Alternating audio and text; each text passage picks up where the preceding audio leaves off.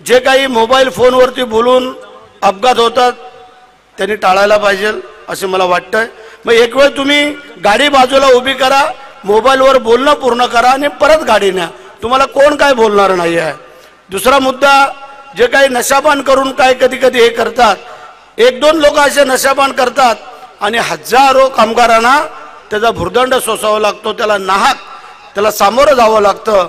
पण दोन तीन जे काय असतात असे महाभाग, यांना आमची विनंती राहील की जर तुमची ड्युटी संपल्यानंतर एक चपटी पियाची ती दोन तीन पिया, पण ते घरी जाऊन पिया, पण त्या ड्युटीवर असताना पिऊ नका, अशी आमची तुम्हाला विनंती आहे।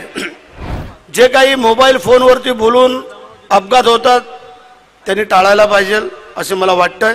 मग एक वेळ तुम्ही गाडी बाजूला उभी करा, मोबाईलवर बोलणं पूर्ण करा आणि परत गाडी न्या, तुम्हाला कोण काय बोलणार नाही आहे।